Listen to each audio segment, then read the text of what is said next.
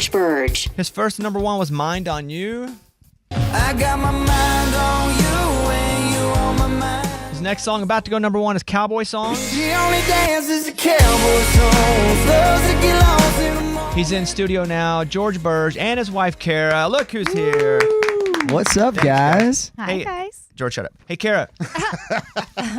Hey, so you did not know you were going to be on. I appreciate you coming in. No, I didn't. I thought I was just the driver this morning. I know, and I love your husband very much. So I feel like I can eliminate him from our conversation, and you and I can just have this talk Love for a that. second. And you've Love been to the that. house, so we're cool. We're all Yes. we're all good. So don't be irritated at me when I ask these questions. Did you ever think he wouldn't make it? Well, it's been 10 years in Nashville. It's definitely been a roller coaster. I wouldn't say that I didn't think he was going to make it or couldn't make it. I think there were times that we were like definitely having to reevaluate what do the next 5 years look like? What do the next 10 years look like? And I mean Still don't that, really know. yeah, in a way of like he has all the talent in the world, but this talent is weird. Like Yes. the most talented people ever sometimes don't make it. The least talented people sometimes, next thing you know, they're massive stars. And I just wonder, like, you have a family. Yes, And 100%.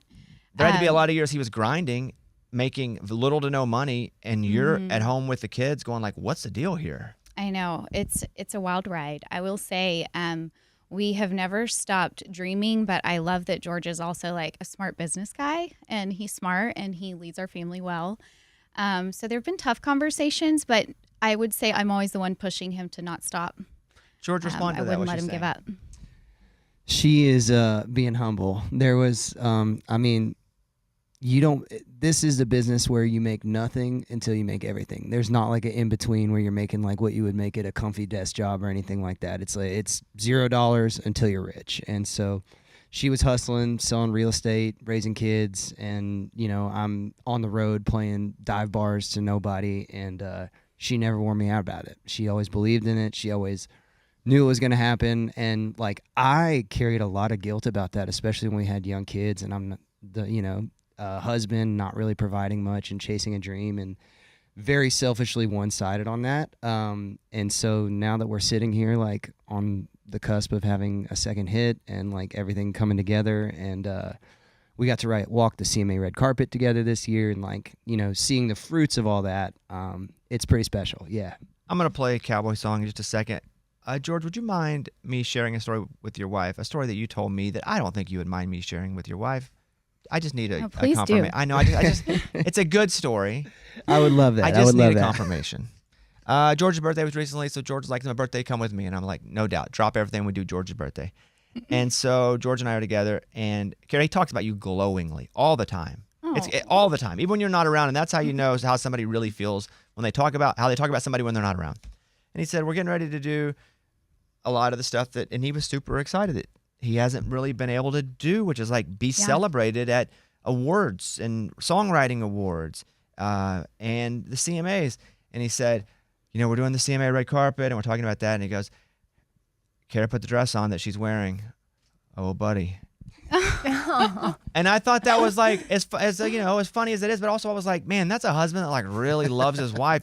Because you guys have been together for how long? Oh, that's sweet. Since we were 18, yeah. I think 15 years. And he was still like gushing at the fact that you had put on this dress and how great you looked and how excited. It wasn't about him. It was about you getting to go and do something that he hoped you would think was awesome. Yes, that's true. He actually picked my dress. I sent him options. He didn't tell me that part. I'll be honest with you. He didn't tell me Well, that he part. voted. He Yeah, voted. okay. My I vote didn't, always like, pick wins, it, but yeah. I let him choose. No Give chance it. she would have let me pick it out, but I got like ABC options. He tailored it. Yes, Yeah. He exactly. sewed it together in like Free rein. March. She kind of guided me. There were no wrong choices, but Yeah, yeah. he had two. How was the red carpet? How was the CMAs for you guys? The red carpet, the It whole was thing? awesome. Yeah. I love nothing more than to watch him interview because I feel like he's just really good at it, and to see him have such like genuine connections with all of those people in the room that like know and just respect him, and I feel like to see him belong in that environment is really something special. It was definitely surreal. Like I remember we're waiting when you get there. There's a step and repeat where everybody takes like their CMA picture, and it was us and it was Cody Johnson and his wife behind us. Which Cody is obviously like another level of fame. And I'm waiting to get my picture taken, and I turn around, and Cara's made best friends with Cody Johnson's wife, and they're just chatting it up there on the carpet, and she's in her head to toe gown, and we're lights and carpets and everything. And I was looking behind her, I was like, this is pretty cool, Yeah. babe. That's awesome. This is different. Yeah. So basically, you got 2 number ones. Are you playing shows now where you headline and they're buying tickets to see you? And if so, is that cool? Is that a change up? So that's very new, but yes, it's happening. Especially has been towards the end of the year, and I still have a lot of like hard to believe that we're here feelings. And so even when we are having success and we've been going out and playing these sold out shows with headliners as openers, now that we're headlining shows ourselves with our name on the bill, I still have anxiety all day until I walk in there and see the crowd. But we've been selling out shows as a headliner, which is, I mean, they're obviously smaller rooms, but to go to cities that I've never been to before and have 1,000 people show up and buy tickets, that's not something I'm used to, and it's a really, really cool feeling. Yeah. Cara, what does he get most anxious about? Just generally speaking, what does George Birge get most anxious about? Anxious? I don't know. I wouldn't say he's a very anxious person. George kind of like flies by the seat of his pants and last minute loves to like pack the morning of the trip. So I kind of know to expect that. He gives me So you like get anxious about him doing that. Yes. Yes. He's like, have you seen those jeans? And I'm like, I know where everything is. If I'm not there, he calls me and he's like, do you know where this is? And I leave for Canada this afternoon, and I packed last night. And Cara walked in, and she was like, "Are you actually packing the night before?" I was like, "Yeah, I'm because growing." he had to because he's going to the airport right after this. On the way to the airport, he's like, do I need a coat? Oh, the that's kind a of big crap I would thing. do. The Yeah, that's the weather, kind of crap I would yes. do. Yeah, he misses He's the like, weather quite a bit. I didn't bring a coat. Shit, I brought a coat. So George and his wife Cara are in studio. Cara, can you tell me the story about how you guys met? Oh gosh, yes. The real story. Go for it. What do you mean the real? There's Is a there in version out college, there? like how descriptive can I be? Do you have a fake one though that you tell people? We just are like, oh, we met in college. Okay. The real one will sound fake. The real one is like we were at a costume party and we were 18 years old and he was in a fraternity and he was a pledge and so he was dressed as a Smurf. His whole body painted blue. And I was in some like cute 80s dress because it was like 80s theme night. But if you were a freshman, they gave you like a prank that you had to dress up as. And he was a Smurf and like no shirt, painted blue. I have a picture somewhere. Yeah, And I he had kinda like an flirted adult with me a diaper little on bit. and Yeah, how do you know full if a body painted Smurf blue. is like really good looking though? That's You know, tough. He was kind of weird and funny, and I liked She's that. always liked me for my but personality. we weren't like. It wasn't until later in college. That's when we first met, and then we went on some date parties together. And What was the first date? What was the first date party? Or the first solo date? How about that? George, you know it? Yes, I do. I think we can call this a date. So next to the fraternity house that I was in, I brought her to a party. We're 18, we're freshmen. We go out, have a party, hang out together that night, and I took her to Jack in the Box after the party, and she got chicken tenders and queso fries, and I immediately fell in love after that. I was like, this is my kind of girl. You're Yeah, saying that your she's- late night meal is your first date It was- after the well, party? listen, we Good had college, a though, lot too, of fun right? in college. Yeah. Just a one-on-one date at Jack in the Box. That's perfect. Yo, those it's so funny. tacos. We dated all through college. Like we celebrated our 18th or 19th birthdays together.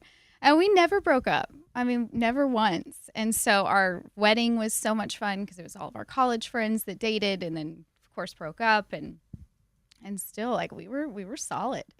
You have bring them all together. You have a left-handed child.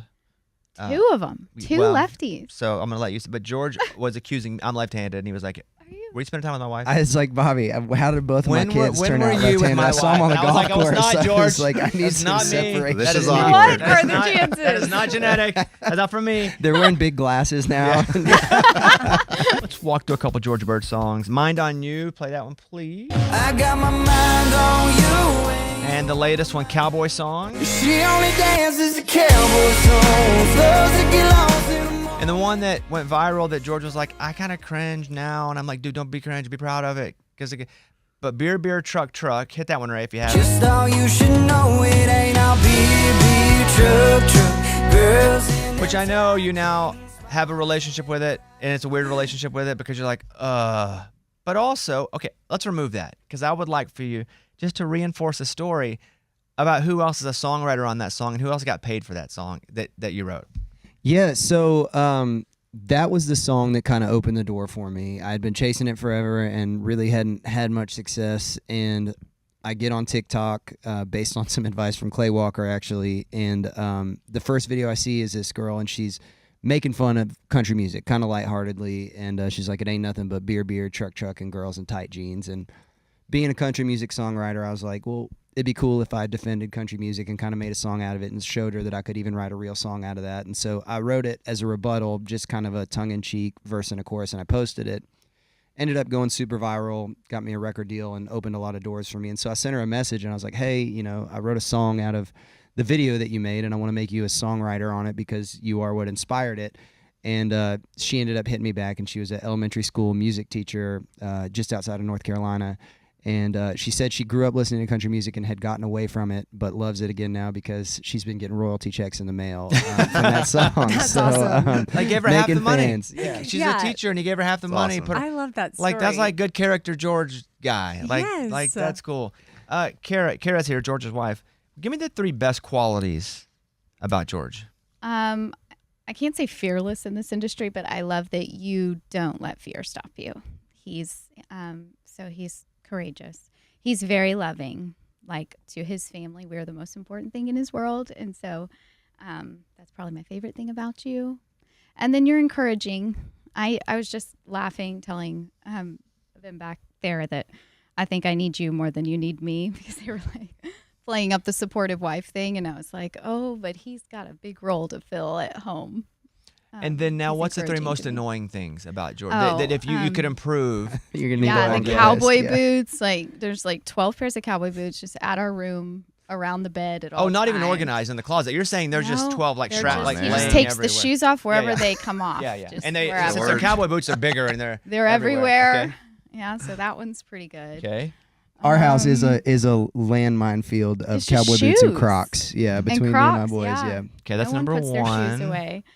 What else is annoying about you? That you don't know where anything is located in our house. So he does. He truly does call me, and he's like, "Have you seen like my toothbrush?" And I'm like, "Well, Oh, like the basics. it's the basics." Yep. Got Which it. I will say, he's on the go a lot, so he has just like. But the toothbrush, though, let's be honest, that's like something you should know where it is You all should the know time. where Yeah, it that's like is. that's like the sink. I got to Like- give her Yes. props. She the house is always so Matt Stell, who's also a country singer, is one of my best friends, and our girls were out of town at the time, and he doesn't have a live-in girlfriend yet. He's been dating a girl, and I think they are going to move in together. They're amazing. But anyways, he had come over to the house, and we were going to grill steaks, and he goes into the pantry, and I just hear him go, "Oh my goodness!" And I like come running. I think something's wrong, and he goes, "Is this what a house that a woman lives in looks like?" Because everything is like so tidy in the house and labeled. So I thought he was going to find the toothbrush in the microwave or something. Oh, my goodness. Okay, one other, Cara. You got to give me 3. What else? An annoying thing about your husband? Probably the ironing. Like, he'll be ready to go out the door, needs to leave in 5 minutes, and he's like, "Should this shirt be ironed? Does this look wrinkled?" When there's not really enough time to fix it, unless you do it right then. Yes. Yeah, it's just kind of the last minute polishing. we like to wing He it, just for needs sure. a woman's That's touch. exactly right. And I'm not sure, George, because you have a new song that's coming out. It's really good, and I wouldn't have even mentioned it here. And I don't really even for my friends, I don't really listen to music because I don't want to be like that guy who like people send music to it and they go, "Is it good?" Because then I have to like lie or just ignore it. Or be like, "Hey, how about that? Your guitar sounds great." I'll find something good. Like I will find if like let's say Eddie sent me a song. He's like, "I wrote this song," and I'll be like, "Oh man, the drums they sound great in that song." Like I will find something to say positive. But George, you have this new song. It won't be long. It's not out yet. When you put the thing out, because it's so awesome. Like it was one of those moments where I listened to it and I was like, "Oh yeah, this is what George is supposed to do." Like for his whole life. Like that song is that good. And dare I say, I don't think "better" is the word. But it's elevated from the hits you've had so far. I think it's the most excited I've ever been about new music, and I think that's because it pulls the curtain back a little bit more. It lets me tell a little bit more of my story and kind of just grow as an artist. I had been When's it coming out first? It's coming January 17th. I don't know. Tell me something good about it. I had kind of been praying for this song, man. There's a lot of pressure that comes with trying to follow up success in this industry, just because songs that are real and mean something to you are hard to find. And so I've been writing, and I had not had the song that I felt like was my guaranteed next single yet. And I was talking to Cara, my wife, and she was basically like, when you wrote Mind on You, you knew it was the one. And when you wrote Cowboy Songs, you knew it was the one. And until you have that complete certainty, you don't have it yet. And that same week, my dad and mom came to visit in town, and I was watching my dad playing in the backyard with my 2 little guys that I'm now raising, and I'm just watching the man that raised me teaching the kids that I'm trying to raise, and all of a sudden I just have like all these flashbacks of like life and how magical the path has been to get here, even though there's been some hard times to it, and how lucky we are if we slow down a little bit just to be here with each other. And this song ended up falling out that afternoon, and within 24 hours we had declared it my next single, and we're picking a date to send it to the radio. So it's a really special one, and it's as excited as I've ever been about new music, because I think it gives a little bit of a peek behind the curtain to who I am, and every little picture in this song is a real story that I have lived, and I think that's the first time. I've always had songs inspired by life, but I think this is the first song where like every single line is completely true and a real story, and I think that's awesome. So Texas in the college football playoff. How you feel? I feel good. Was rough losing to Georgia to get here, but I like the way our draw shook out, and anytime you get a chance to make a run to the national championship, life's good. Yeah, I'll pass. I'm from Arkansas. We're not allowed to like Texas. Well, don't forget, he's also a Cowboys fan, too. But he also went to... Yeah. Yeah. I hear you. George was a great athlete. He is a great athlete. Like, he's a great golfer, probably the best golfer in all of country music. He doesn't say that. I'll say that. That gets me in trouble, but with my other friends who play golf, if I'm being honest. But I would say mid pickleball player. Does he ever come home and complain that he can't beat me in pickleball? Yes. Okay, good. I just want to know. That's all I need. 100%. That's all I need to hear. Yes, I'll let you It know haunts that. my dreams, That's all I need. actually. I have no other questions. Just wanted to end with that. Well, so why is that? I mean, Why's what? why can't he? Why is he a mid pickleball player when he's so athletic? I wish I knew, Amy. Okay. Anybody Maybe he's like, else "Why in the can't you league, and I beat hate him?" to say this in front of Eddie, and obviously, Excuse me? Kickoff Kevin and all the boys, I can dust anybody else in the league. I dust them. I'm just sitting here, It's man. not Yeah, man. close. You catch Yeah. strays, but It's for the not sake of the close. story, you're catching Fine, strays. Yeah. But I Bones is that's his calling. He's pickleball. yeah. That's it. Of all the things on a freaking pickleball calling. That's funny, man. All right, you guys follow George at George Birge on Instagram. Congratulations on Cowboy Songs. And I know you got a new one coming out soon. When you get that, let's get you back up here and talk about that. You guys can catch George out on the road. Go to georgeburge.com. He's doing lots of fairs and festivals. He's on the road with Dylan Scott. He's doing his own shows. And it's just kind of happening.